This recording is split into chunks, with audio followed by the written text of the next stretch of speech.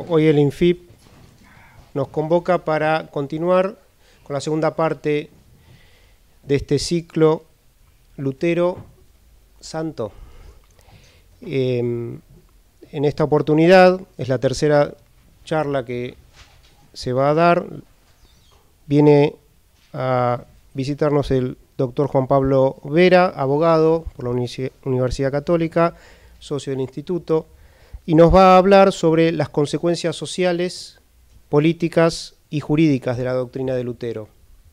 Este ciclo comenzó con la brillante exposición del doctor Montejano sobre la figura de Lutero, sobre sus aspectos más históricos. Después vino el doctor Widow sobre la irracionalidad, ¿sí?, de su pensamiento, y hoy viene el doctor Juan Pablo Vera, donde va a tocar sus consecuencias, básicamente la corrupción absoluta de la razón y de la voluntad humana en la concepción luterana, el pecado del matrimonio y el sacrilegio de los votos monásticos, la justificación de la tiranía y sumisión de la fe al poder político. Y ya les anticipo que este ciclo va a terminar el jueves que viene, cuando el padre Alfredo Sáenz nos visite dando la doctrina religiosa de Lutero. Esperamos que en cada una de estas conferencias podamos darle respuesta, ¿no?, al título del ciclo, ¿sí? Santo. Bueno, los dejo entonces con el doctor Juan Pablo Vera. Bueno, buenas noches. Es una alegría y un honor poder participar como expositor de este ciclo en esta casa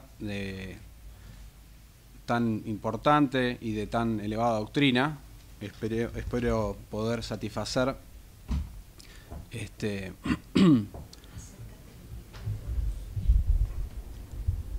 los requerimientos entonces del Instituto de Filosofía Práctica. Agradezco también al doctor Montejano que me diera la posibilidad de hacerlo. Me pide más cerca el micrófono.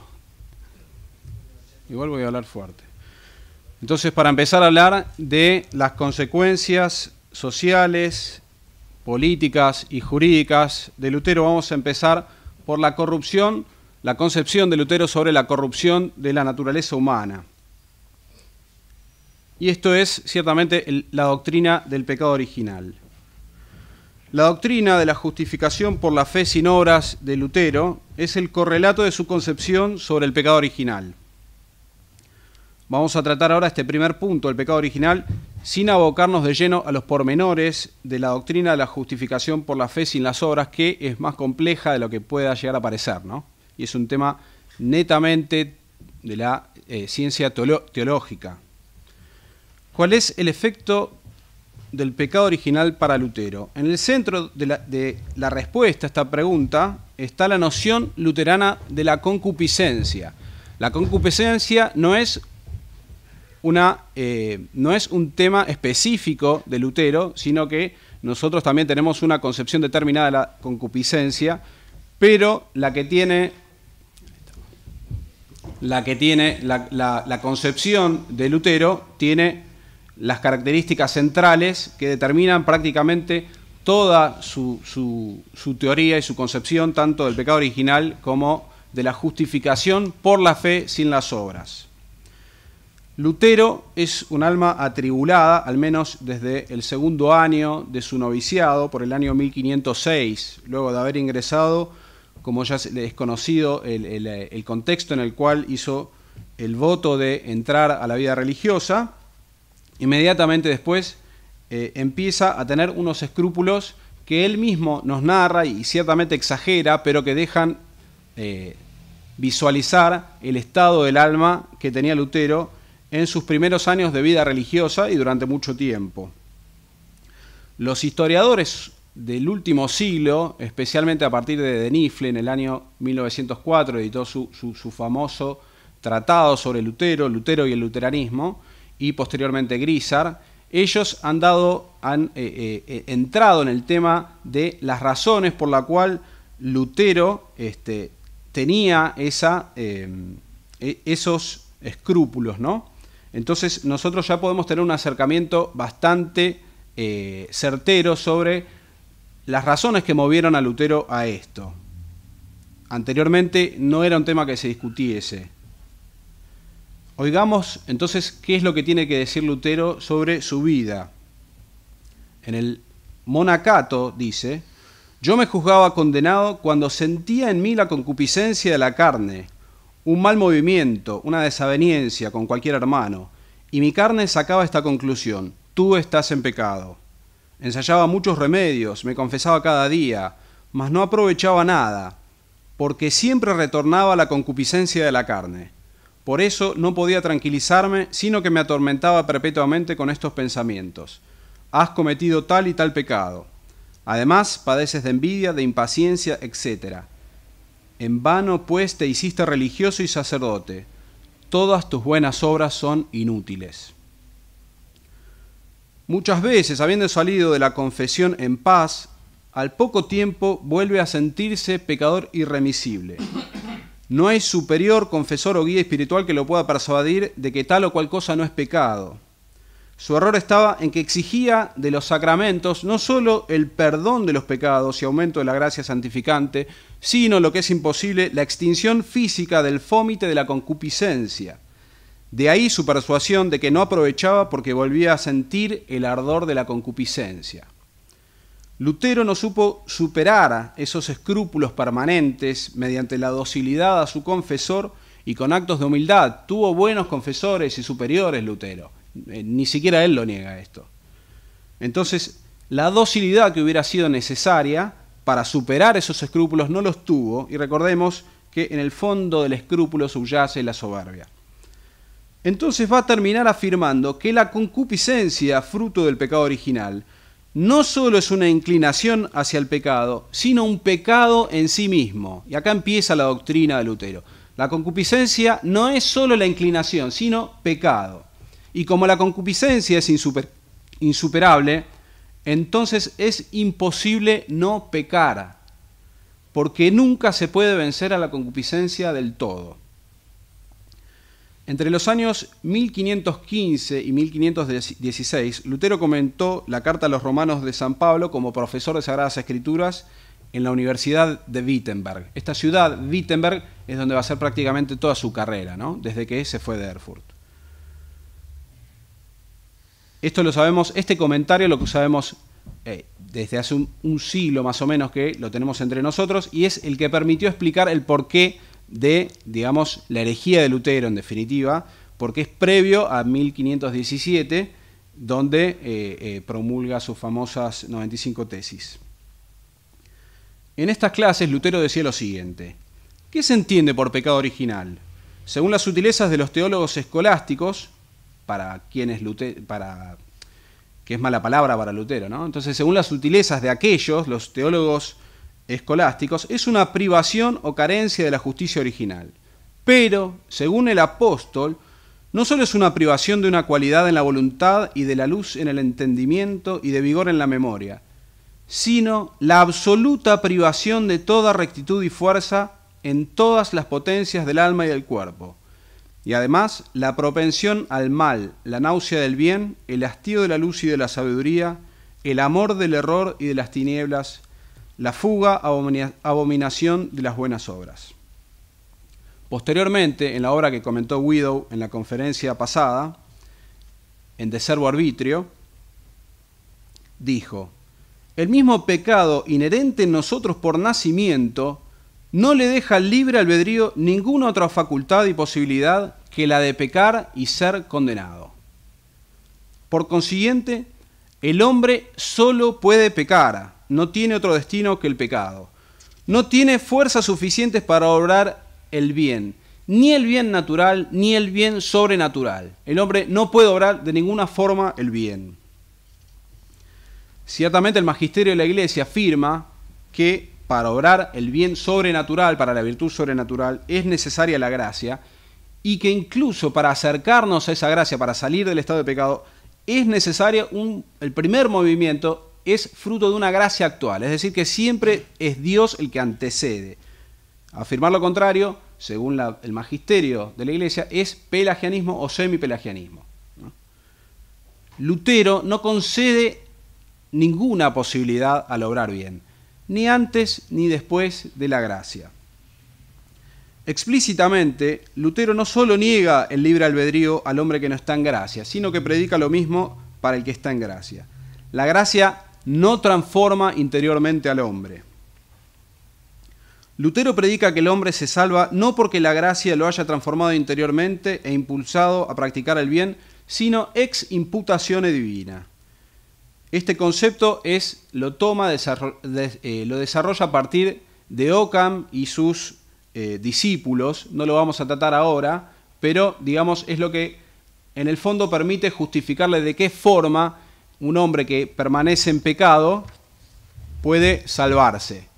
Porque, bueno, someramente, según Occam, digamos, la voluntad divina es lo que determina todo sin su inteligencia, y de esta forma las cosas que nos manda hacer podría no ser, podría mandarnos las cosas contrarias. Blasfemar está mal porque lo dice Dios, no porque esté mal en sí mismo. Y él dice lo mismo, pero al revés. ¿Qué es eso? Que una persona que, digamos, no está limpia puede ser salvada igual. ¿Por qué? Por la voluntad de Dios. Pero bueno, ese es un tema muy vasto y no lo vamos a tratar para abocarnos más a lo nuestro. En consecuencia, en el sistema de Lutero coexisten simultáneamente y sin excluirse la gracia y el pecado. Coexisten. En la cautividad babilónica de la Iglesia, al hablar del bautismo dice: fíjate, cito, fíjate en lo rico que es el cristiano o bautizado, pues aunque quiera y a pesar de todos los pecados, no puede perder su salvación. Ningún pecado, a no ser el de la incredulidad, lo puede perjudicar. Hay que precaverse, por tanto, contra los que redujeron la fuerza del bautismo a algo tan tenue y tan insignificante que incluso, aunque admitan que en él se derrama la gracia, creen que después se pierde por el pecado y que a partir de este momento, como si el bautismo hubiera fenecido, hay que acudir a otro medio para llegar al cielo, o sea, la confesión, ¿no? Y sigue: jamás se anulará la virtualidad del bautismo mientras no desesperes ni te empeñes en no retornar a la salvación. La fe. Lo único que importa para Lutero es la fe. En resumen, el efecto principal del pecado original es que la voluntad queda absolutamente corrompida por la concupiscencia, la cual es un pecado en sí mismo que nos hace vivir en un estado permanente de pecado y nos deja totalmente inhábiles para el bien. Al obrar siempre pecamos. Lo dice muchas veces esto Lutero en distintas obras. Al obrar siempre pecamos. En cuanto a la inteligencia, la razón es una prudente prostituta en lo que concierne a la fe, al menos. Es decir, la razón y la fe no tienen nada que ver, se excluyen totalmente. Invocar un argumento racional para materia de fe es satánico para Lutero. Porque para Lutero, como ya sabemos, lo único que importa es la Biblia, la única fuente. Por eso desprecia a los escolásticos, desprecia a todos los que tratan de poner algún fundamento, por ejemplo, en la tradición o en el magisterio. Solamente, ya lo saben, vale la Biblia. Vamos a ver un poco más adelante la consecuencia de esta concepción también sobre la razón humana. Podemos preguntarnos entonces qué lugar queda para la moral en un sistema que por regla sostiene que no se puede hacer nada bueno y que no hace falta practicar la virtud para salvarse. Lutero mismo inmediatamente, por sus contemporáneos, recibió esta misma acusación temprana, digamos. Es decir, ¿cómo se sostiene un sistema moral? ¿Cómo se puede sustentar de alguna forma si, digamos, no hace falta hacer el bien para irnos al cielo, digamos, y además no se puede? Entonces Lutero escribió una obra que se llama Sobre las buenas obras, justamente las buenas obras, en 1520. Y esto lo señalamos porque un argumento de los luteranos para defender a Lutero los luteranos de hoy. Es decir, que Lutero escribió un libro sobre las buenas obras, porque, digamos, dándole importancia a ese tema. Entonces, vamos a ver sucintamente en qué consiste este libro, muy sintéticamente. En primer lugar, Lutero en ese libro habla solamente de los 10 mandamientos, o sea que un libro dedicado a hablar de las buenas obras se limita a exponer las obligaciones primarias que surgen de los 10 mandamientos, sin hablar de la virtud sobre las cosas arduas. Se ve claramente el poco heroísmo y la poca generosidad que se le exige al cristiano, no pidiéndole más que lo estrictamente mandado. Ese es el gran libro de las buenas obras. Como primer punto eso. Segundo punto, para ese libro, ¿cuál es la obra más importante? ¿La caridad? No. ¿Cuál va a ser? La fe. El primer mandamiento no manda la caridad, según Lutero, manda la fe.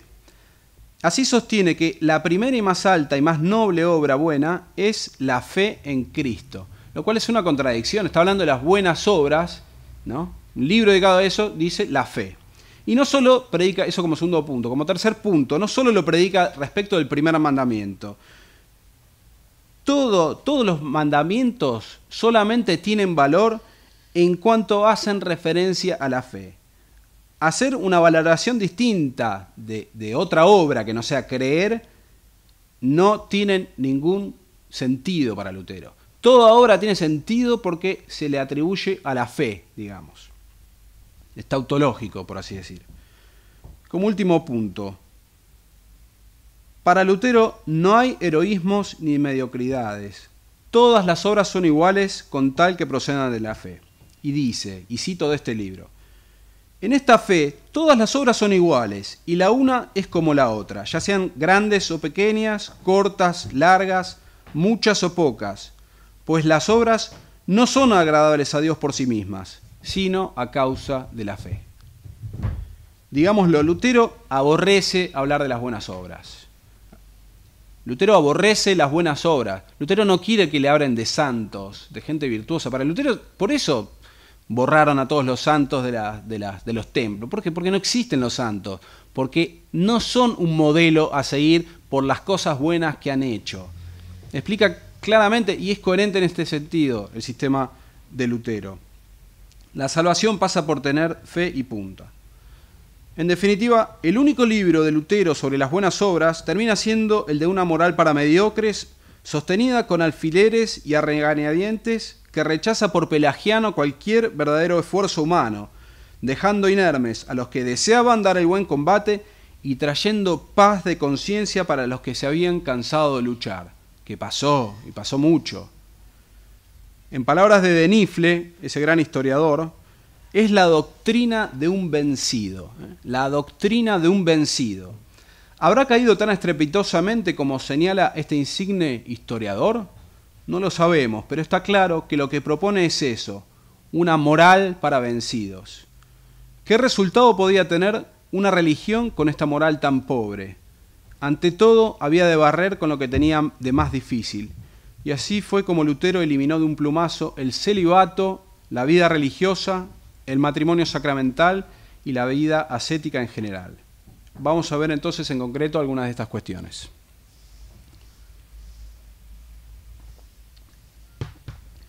Al darse cuenta de que la excomunión se presenta inexorable, al principio no tenía interés en que los excomulguen inmediatamente. Entonces, en el año 17, en octubre, ese año obviamente era impensado, y después el pensamiento de Lutero va, luego de la controversia con Eck, y otros que lo van disputando, se va haciendo cada vez más extrema, ¿no?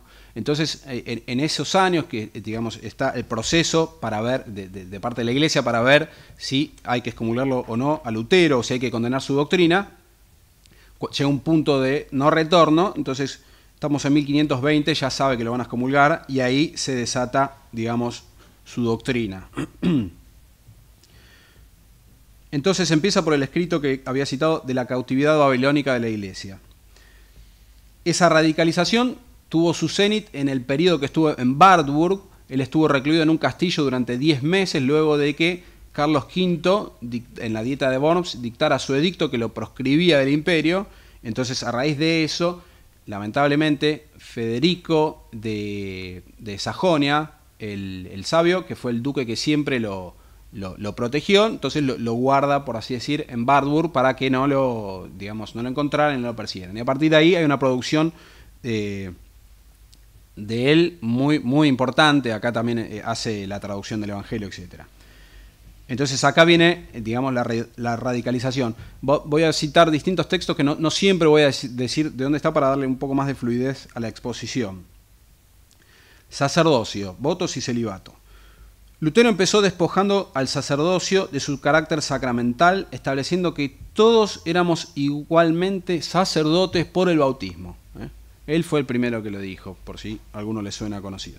Todos somos igualmente sacerdotes por el bautismo. Sobre este punto probablemente vaya a hablar el padre Sáenz, pero solamente dejamos señalado algo llamativo. Él al principio tiene claro de que digamos que todos los sacerdotes ordenados debían llevar una vida como los otros laicos y por ende casarse, pero seguía sosteniendo que los votos religiosos sí obligaban porque había habido un voto, ¿no? Eso también es algo bastante medieval, donde, digamos, la palabra tiene un peso y una fuerza muy importante. Él se había hecho religioso por un voto hecho en una circunstancia que, digamos, evidentemente no obligaba, pero aún así él seguía permaneciendo en esa convicción. Pero le duró poco tiempo, quédense tranquilos, porque luego de un tiempo se convence no solo de que no son evangélicos los votos religiosos, sino que son demoníacos. Como ya lo sabemos, Lutero no conoce los matices. Pasa de un lado al otro extremo. Se encuentra entonces en la mayor soledad en este lugar que les mencionaba, Wartburg, con tentaciones gravísimas, según declara a Melanchthon, que fue, digamos, el segundo de él, el más importante, una persona totalmente destacada en todo el periodo de la Reforma. Y en una carta previa a la famosa, donde le dice Pecca Fortiter, le dice: me abrazo en los grandes fuegos de mi carne indómita. Es muy elocuente Lutero cuando quiere expresar algo. Y en ese estado Lutero llega a la convicción de que la castidad es de cumplimiento imposible y que, en tal sentido, un voto no podía obligar. En esas condiciones en las que estaban, en medio de esas tentaciones, escribe un libro sobre los votos monásticos. Le da ese nombre al libro, donde sienta su posición sobre estas cosas. Se ven aquí una cantidad de falacias y sofismas mucho mayores que las de costumbre. Ni siquiera se toma el trabajo de esconder la carga de subjetividad y interés que tiene en resolver esta cuestión en el sentido que él buscaba resolver. Por ejemplo, respecto del pasaje evangélico donde Jesucristo dice que algunos se hicieron eunucos por el reino de los cielos, recordarán, algunos nacieron, otros los hicieron, y algunos se han hecho por el reino de los cielos.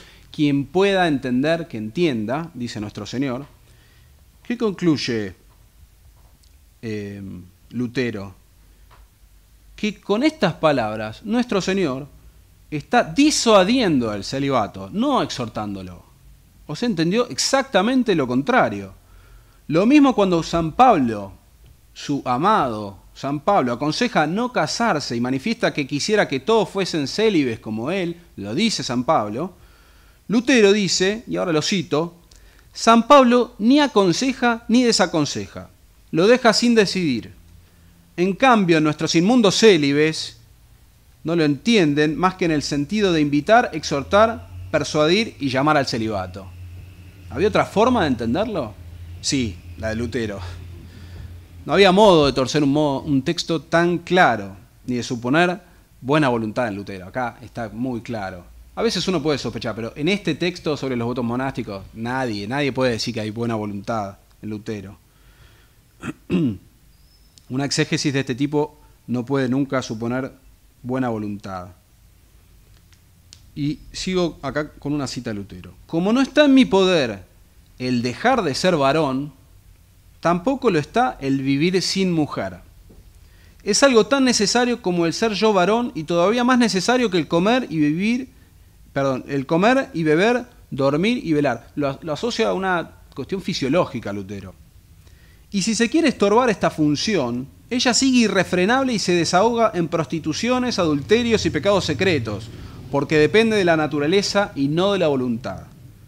Así, los curas, monjes y monjas tienen el deber de renunciar a sus votos cuando sientan en sí que la obra divina de seminar y multiplicarse es potente y robusta en ellos. Y si la estorban, yo te aseguro que no permanecen puros, sino que tienen que ensuciarse con pecados secretos o meretricios, pues no pueden impedir la obra y la palabra de Dios, y las cosas se cumplen como Dios las hizo. Fin de la cita. No hay mucho más que decir respecto de la explicación teórica de Lutero sobre el tema. Él solamente concedió que se puede vivir castamente 2 o 3 años resistiendo la concupiscencia, pero que no se puede vivir siempre como novicio, por así decir, y que luego la quemazón de la carne y el hervor de la sangre hacen imposible la continencia, por lo cual nadie está obligado por los votos monásticos. Digamos, no es un tema que vamos a tratar, pero la consecuencia para la vida religiosa de Alemania fue una gravedad ciertamente enorme, porque al principio, bueno, dejaban que los que querían seguir siendo monjes pudieran seguir siéndolo y después no los dejaron, los sacaron de los pelos, etc. Matrimonio. Lo primero que hace Lutero también es quitarle la dignidad sacramental, que va a tener unas consecuencias, como vamos a ver, muy graves. Para Lutero no es suficiente la tradición multisecular de la Iglesia, que nunca será un argumento contra él, ni que San Pablo haya declarado que el matrimonio es signo de la unión entre Cristo y su Iglesia. O sea, también es muy claro acá San Pablo. Pero eso no es suficiente para que se le pueda atribuir el carácter de sacramento. Y ahora, bueno, vienen algunas citas de Lutero. Dice, el deber conyugal no se cumple jamás sin pecado, pero Dios perdona. Dios lo perdona por pura gracia, porque el orden conyugal es obra suya, y mediante el pecado conserva todo el bien que Él ha plantado en ello, bendiciéndolo. Acá está clarísima su doctrina. El deber conyugal no se cumple jamás sin pecado, pero Dios lo perdona. Se ve que siempre pecamos, como él dice, y se ve que Dios por imputación divina excusa eso y no impide que nos justifiquemos. Ahora vamos a ver cómo resuelve algunos casos prácticos Lutero, matrimoniales. Si una mujer capaz para el matrimonio se casa con un marido impotente y no puede tomar públicamente otro ni desea obrar contra su honor, debe decirle a su marido, mira, querido esposo, tú no puedes pagar el débito y has defraudado mi cuerpo joven. Además, has puesto en peligro mi honor y la salvación de mi alma delante de Dios. No hay matrimonio entre nosotros dos. Permite, hasta acá, bueno, supongamos que puede hacer. Permite, pues, que yo me una en matrimonio secreto con tu hermano o tu íntimo amigo, conservando tú el nombre de esposo, para que tus bienes no pasen a herederos extraños. Y dije también, el marido está obligado a consentir. Y en otra hora, acá se está refiriendo a una hora anterior. En esa hora anterior había dicho que si el marido no consiente, la mujer se puede ir con el mejor amigo, con el hermano, con el que fuera. Y acá hay otra perlita ascética del águila de Patmos de Wittenberg. Otro caso de divorcio es cuando uno de los cónyuges se sustrae al otro y lo esquiva, no pagándole el débito conyugal ni permaneciendo a su lado, como cuando una mujer testaruda se empeña en no interesarse por nada aunque el marido caiga 10 veces en la impureza. Esta es la ocasión de que el marido le diga, si tú no quieres, otra lo querrá. Si la señora no quiere, venga la sirvienta. Esto está publicado en Vida Lutero. Y hay historiadores que se han dedicado a analizar las consecuencias que tuvo esto. Pero Lutero era una persona respetada a pesar de todas estas cosas que decían contradictoriamente. También había dicho, se discute sobre la licitud del divorcio. Lo detesto hasta tal extremo que personalmente prefiero la bigamia al divorcio. Y esto que pareciera ser una frase hiperbólica, por decir, lo odio tanto, no fue hiperbólica. Vamos a ver entonces el caso más serio, más grave que tuvo que resolver Lutero en materia matrimonial. Fue el de Felipe de Hessen, ¿no? Que era, digamos, el landgrave de Hessen, exactamente, que era, digamos, junto con el duque de Sajonia, el príncipe más importante para la reforma, el que más respaldó todo. Él era más bien zwingliano, o sea, estaba con el otro reformador Zwinglio, incluso trató de que compatibilicen la doctrina sobre... lo juntó, digamos, a Zwinglio y a Lutero para que compatibilicen la doctrina sobre la Eucaristía, porque uno decía que sí estaba presente y el otro decía que el verbo estinen en griego tenía que traducirse por significa, en vez de es. Pero era muy importante Felipe de Hessen. ¿Y qué pasó? Este hombre estaba casado y tenía 7 hijos con su esposa, pero llevaba una vida totalmente licenciosa. Ya al poco tiempo de casarse había comenzado a serle infiel a la esposa, según él mismo dice en repetidas oportunidades. A raíz de una grave enfermedad venérea, se determinó a encarrilarse. Pero para eso no tuvo mejor idea que contraer una nueva esposa, muy joven, sin divorciarse de la primera, cosa que no podía hacer por los lazos y el compromiso con otros príncipes, o sea, no por cuestiones morales, o sea, realmente por cuestiones políticas no podía divorciarse de la primera. Así que no tuvo mejor idea para encarrilarse que casarse con otra mujer conservando la primera. Solicitó a Lutero y a Melanchthon que le dieran el visto bueno sobre su proyecto de bigamia, amenazándolos veladamente de que si no lo hacían les iba a retirar el apoyo. O sea, era una persona totalmente dominada por la pasión porque, digamos, primero por la decisión esta de la bigamia y segundo por poner así contra la espada y la pared a Lutero y a Melanchthon.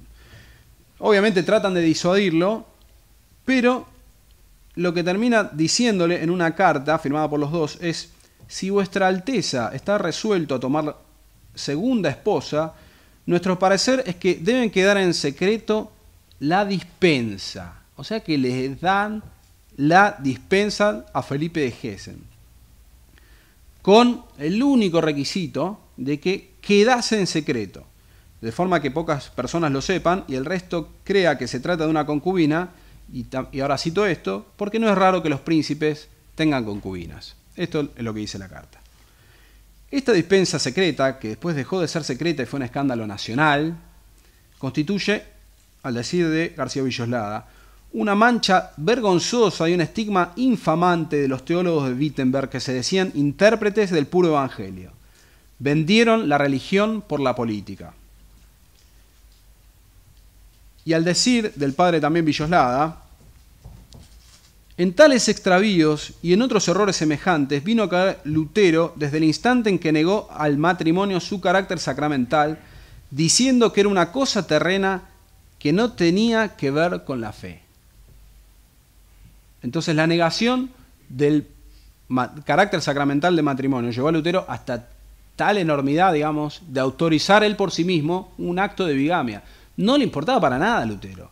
De hecho, Felipe de Hessen, desde el año 25 hasta el año 39, no comulgaba. Y le decía, y en una carta les dice, ya sé que ustedes, a pesar, no comulgaba porque vivía permanentemente en estado de pecado, ¿no? Ya sé que ustedes me dijisteis que me acercase a los sacramentos a pesar de mi estado. ¿Por qué? Porque no les importa. Porque creen en esto de que uno vive en pecado y en gracia a la vez sí conserva la fe. Entonces, él como es muy elocuente que lo diga él. Pero él, que conservaba la conciencia cristiana, no podía hacerlo. Entonces, bueno, tuvo esta resolución, ¿no? Se fue para el otro lado. Pero seamos justos con Lutero. A pesar de su tremenda defección en el caso del landgrave de Hessen, la gran consecuencia social que él instauró no fue la bigamia. La expresión más acabada, la consecuencia más evidente de su doctrina fue el divorcio, que se difundió en todo el orbe protestante y en las últimas décadas, lamentablemente, también en las naciones católicas. Gracias a la doctrina que enseñó, no se puede sostener kantianamente una posición determinada, es decir, hay que hacer tal o cual cosa, si no tenemos premio y castigo y si no podemos atribuir un valor real a lo que estamos haciendo, ¿no? Si decimos que puede ser una forma o de otra, y si a Lutero no le importa, y lo que le decía a Felipe de Hessen cuando todo el mundo se había enterado de la dispensa, le decía, mentí, negalo completamente, rompé los papeles del matrimonio. Por poco le faltaba decir, matá a los testigos. No importa, vos te seguís como concubina, pero que no se sepa de la dispensa. Ahí está el resultado. El resultado es realmente el divorcio, eso se ve palmariamente, aunque es un tema para otra exposición. La ley y la autoridad ahora.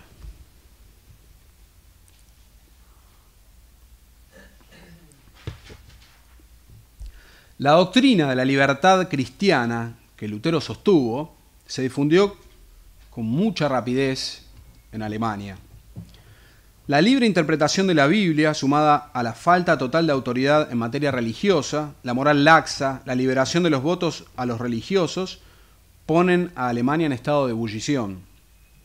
Ya en 1520 vemos que surgen los denominados profetas de Zwickau, que era una ciudad alemana, quienes pretendían recibir iluminaciones directas del Espíritu Santo, que estarían por encima de toda otra autoridad religiosa o civil, le agregan eso, y aún del Evangelio. Ellos se interpretaban, digamos, por esas iluminaciones especiales, interpretaban el Evangelio. No es muy distinto que lo de Lutero. Y a estos profetas de Zwickau se le suman grupos como los anabaptistas y otros advenedizos que radicalizan el mensaje religioso de Lutero, que ya era radical, pero era radical contra la autoridad religiosa. Entonces lo radicalizan también desde el lado civil.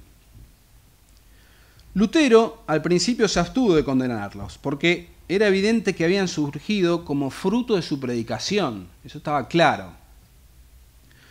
De hecho, a él lo tenían como un profeta, un adelantado, pero que no había sido consecuente con toda su doctrina, como que se había detenido en un lugar y ellos querían continuar.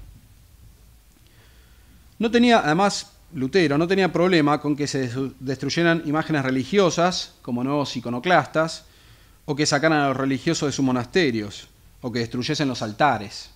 Pero cuando los líderes del nuevo evangelio se atrevieron a enfrentarse al poder civil y a exigirle a éste ciertas conductas, Lutero tuvo que definirse. Antes de entrar en la cuestión histórica de lleno, digamos algunas palabras sobre la concepción de Lutero, de la concepción de la ley de Lutero. Por lo pronto, él hace una separación tajante entre la ley de los hombres y la ley de Dios. No guardan ninguna relación entre sí. No tienen nada que ver la ley de Dios y la ley de los hombres. La ley de Dios es la que aparece a lo largo de la Biblia, ¿no? Lutero sostiene que la función que tiene la ley en la Biblia es la de demostrar la imposibilidad de su cumplimiento. Tiene una función educadora, por así decir. La ley nos permite conocer que no podemos cumplirla. Para eso está la ley, para que al conocerla el hombre se persuada de que no puede cumplirla y de esta forma quede humillado y totalmente desesperanzado respecto de sus propias fuerzas. De esta forma, a su entender, el hombre acudiría totalmente confiado a Dios por el hecho de tener una desconfianza sustancial de sí mismo. El conocimiento de la ley engendraría en el hombre la convicción de que se salva por la sola fe sin las obras, ya que no las puede cumplir. Esa fue la explicación que le dio, ¿no? Porque uno dice, pero en el Evangelio, pero todas las cosas, la bienaventuranza, bueno, pero ¿cuál es la finalidad de todo eso? Saber que no lo podemos cumplir. ¿Por qué? Porque Cristo cumplió la ley por nosotros.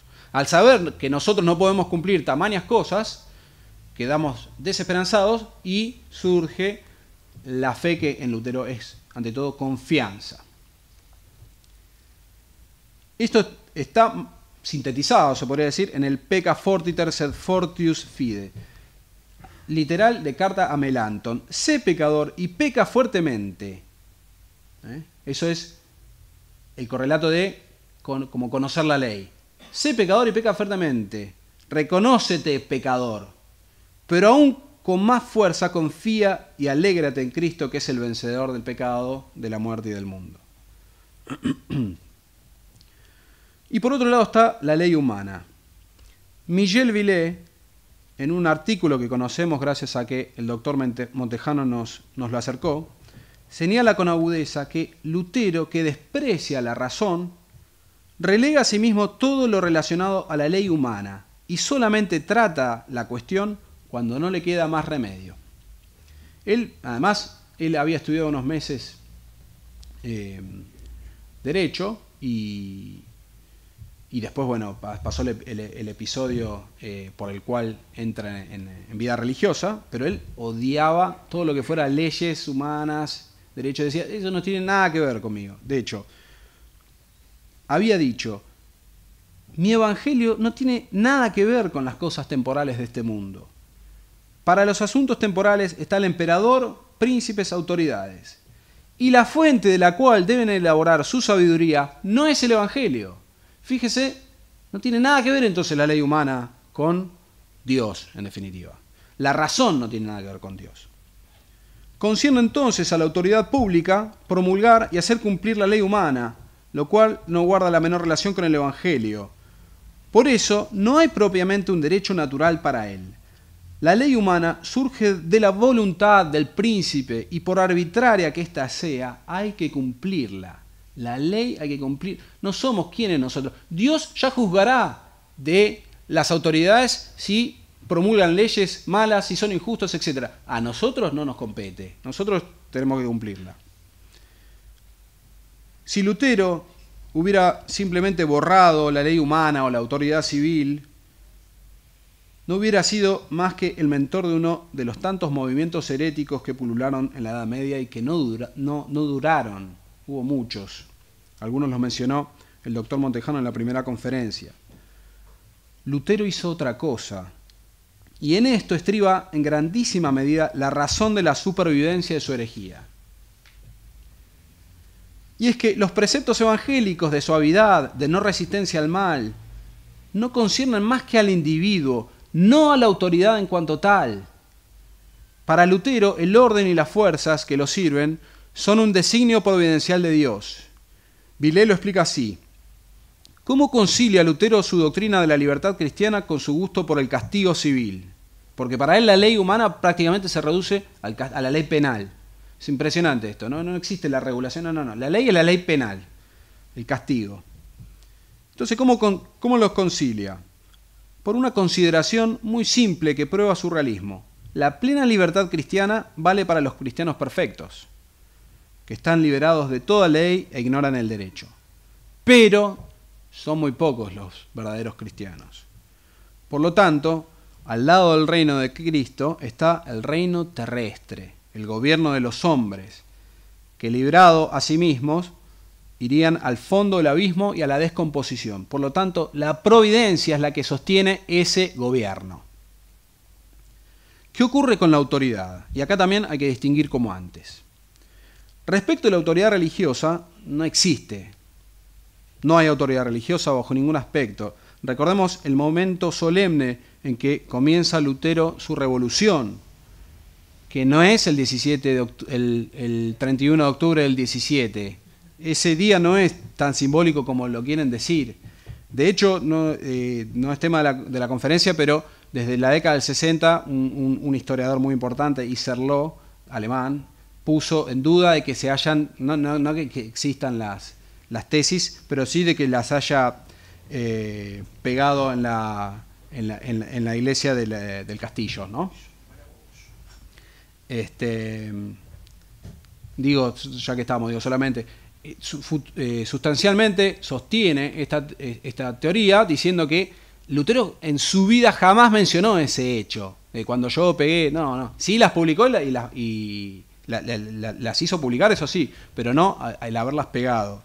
Y entonces el primero que lo hace es Melanchthon, que no estaba en Wittenberg al momento de la publicación, llegó un año después.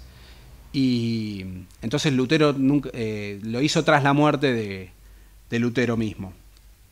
Pero bueno, entonces, ¿cuál es el verdadero hecho simbólico que los luteranos al menos deberían tenerlo en cuanto tal? Fue el 10 de diciembre de 1520. Ese día el pueblo, especialmente los universitarios, fue invitado a las afueras de la ciudad de Wittenberg.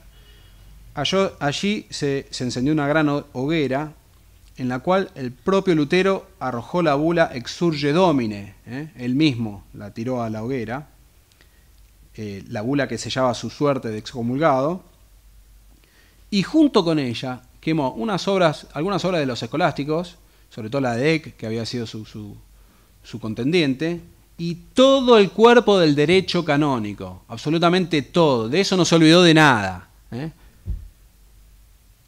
con esto, Lutero declaró que él se sustraía a la obediencia del Papa y rompía definitivamente todo vínculo con la Iglesia romana.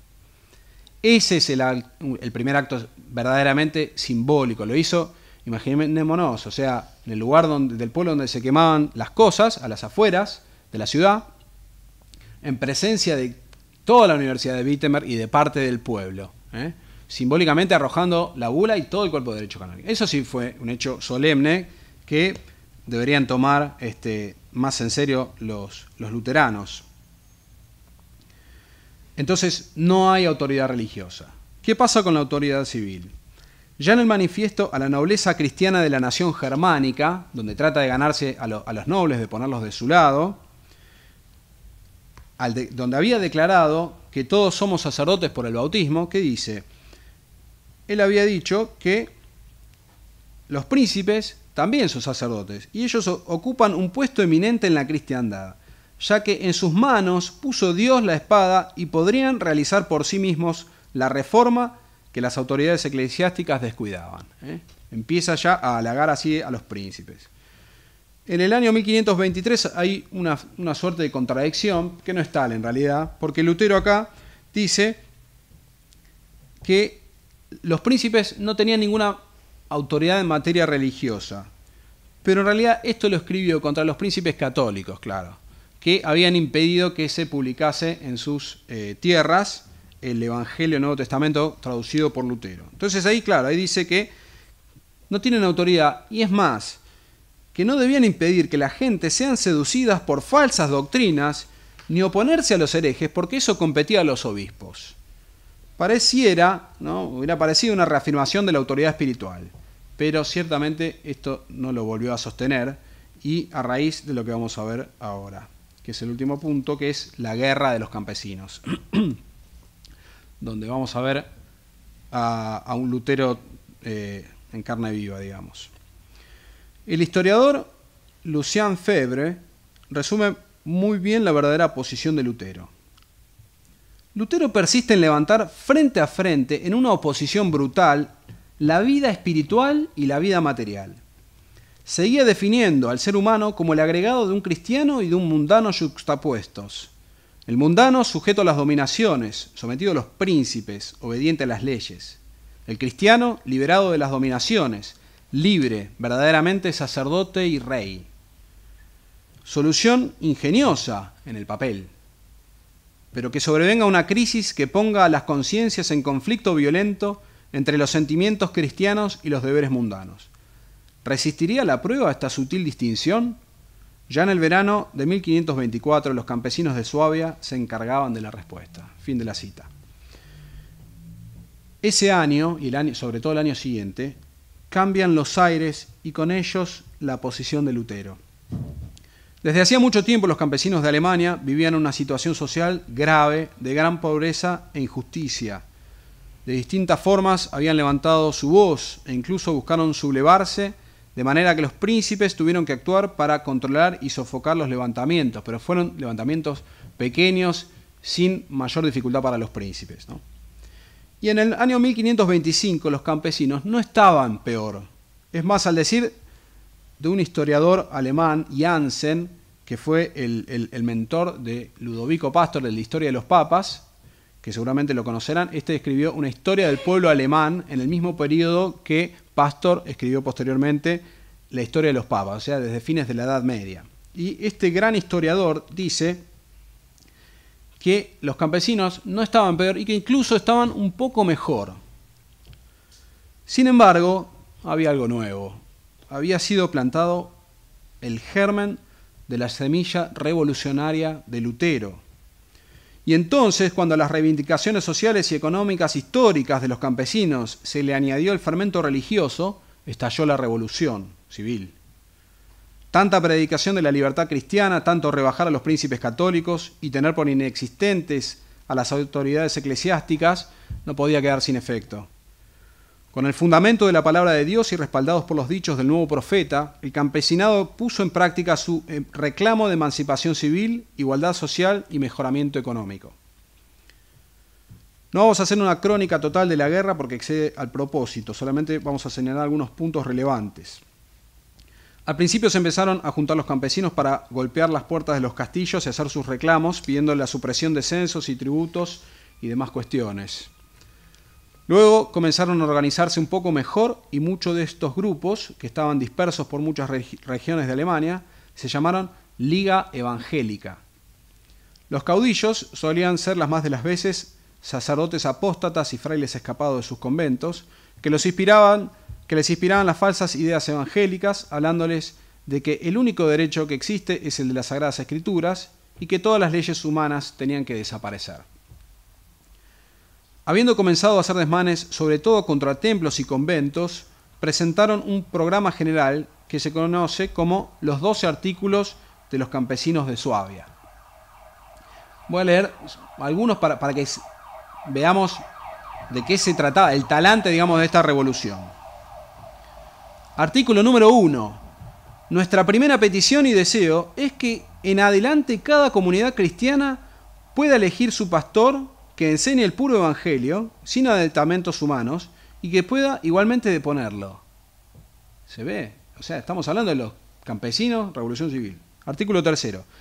Hasta ahora hemos sido siervos de las clases altas, lo cual es lamentable porque Cristo nos libertó y redimió a todos, sin excepción, con el derramamiento de su preciosa sangre. No es que deseemos la libertad absoluta, rechazando toda autoridad, pues Dios no quiere la vida desordenada en los placeres de la carne. Por eso, estamos dispuestos a prestar obediencia, conforme a la ley divina, a nuestras legítimas autoridades en todas las cosas convenientes a un cristiano, mas no a continuar en servidumbre. Y después hace una serie de reclamos como la libertad para cazar y pescar, cortar leña, reducir los servicios personales, etc. Y el último artículo dice, si alguno de estos artículos estuviera en pugna con la palabra de Dios, lo damos por nulo. Está clarísimo. ¿De dónde surge el movimiento de los campesinos en Alemania? Y vamos a ver otros testimonios después.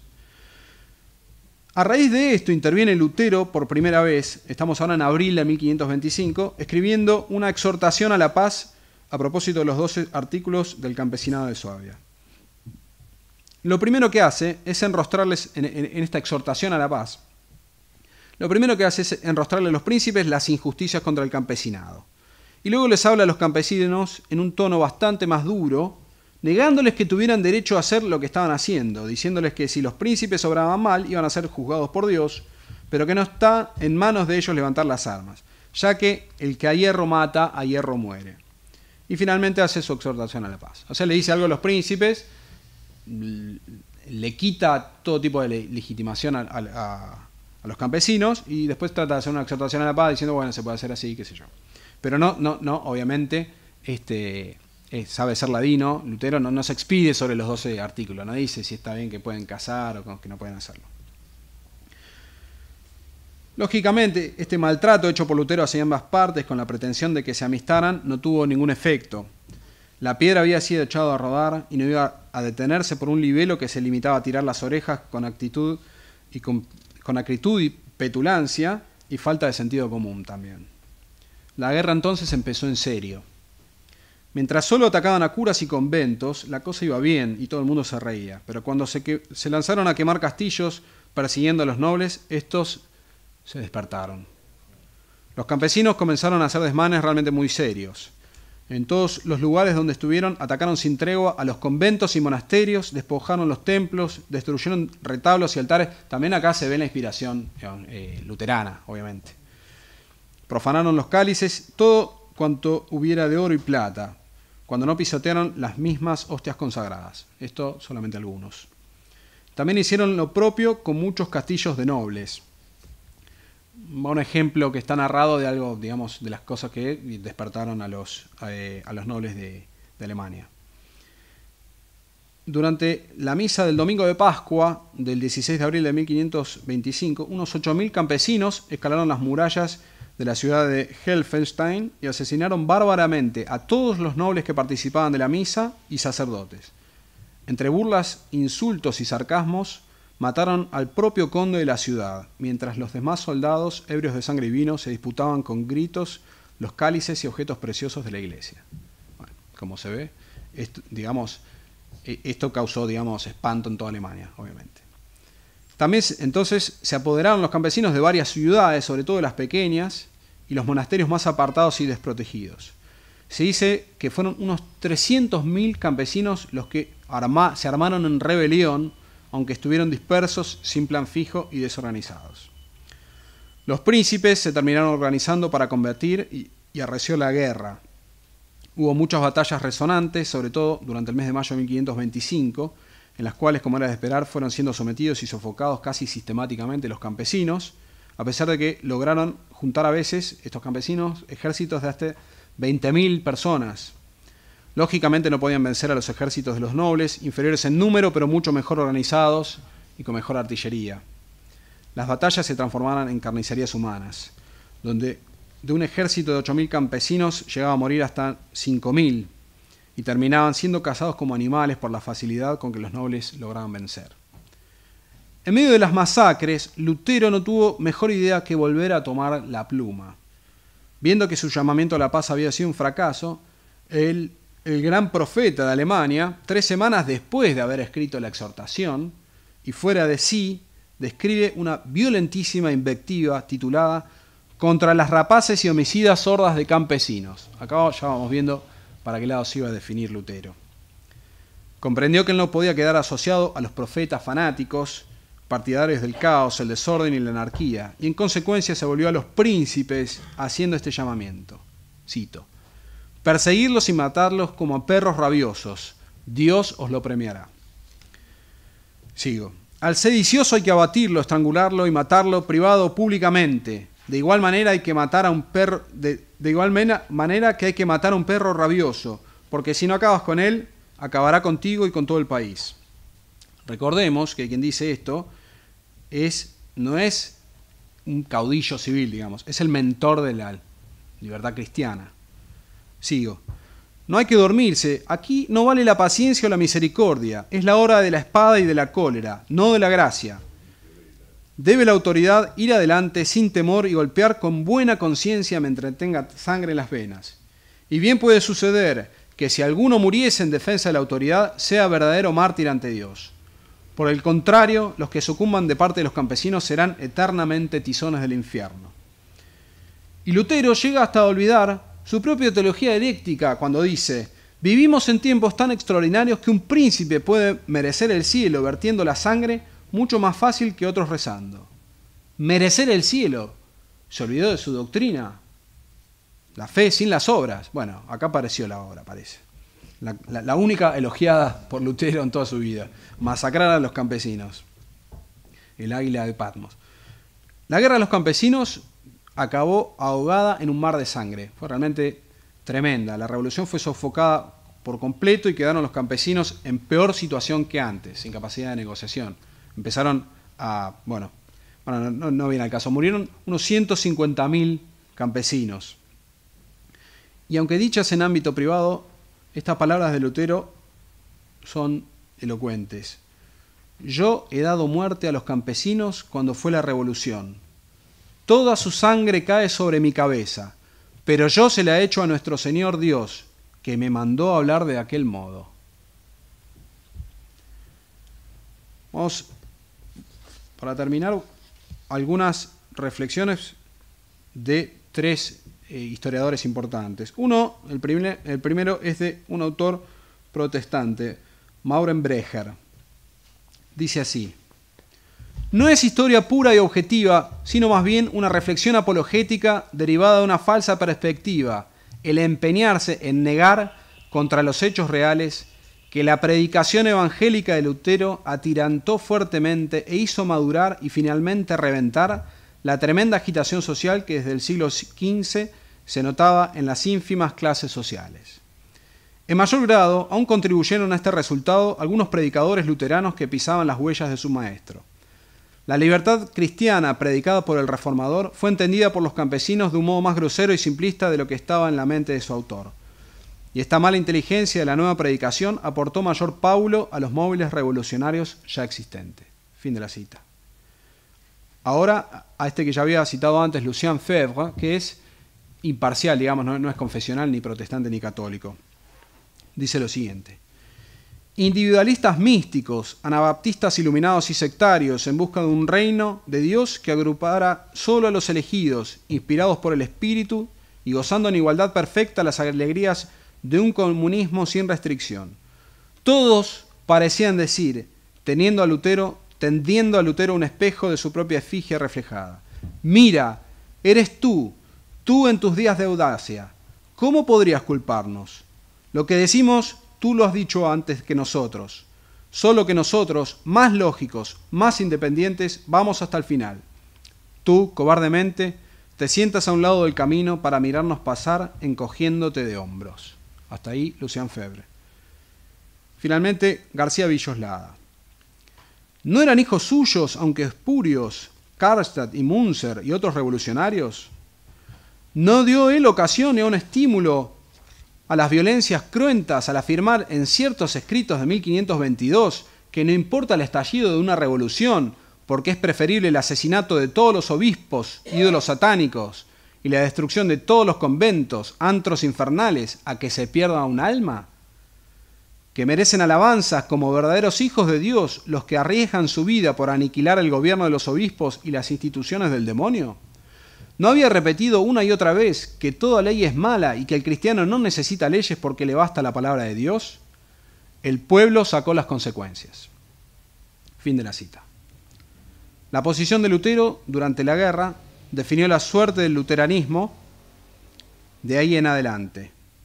Él, que se había puesto del lado de los grandes y despreciado al pueblo, a pesar de ser él mismo hijo y descendiente de campesinos, se ganó el título que le correspondía: adulator principum, adulador de los príncipes. La gloria del profeta y evangelista empezó a palidecer. Volvió la espalda a los humildes aldeanos para mirar el rostro de los príncipes, esperando la protección salvadora. Lo que había de espontáneo y popular en la religión del Evangelio se fue desvaneciendo y empezó a fortalecerse bajo la mano de hierro de los príncipes. Y ese fue el destino de la religión, que comenzó por renegar de la autoridad. Fue la religión subordinada a los príncipes, cosa que el tiempo no hizo más que ratificar y acrecentar. Por ellos se acuñó la famosa frase que hoy nos parece un apotegma: cuius regio eius et religio.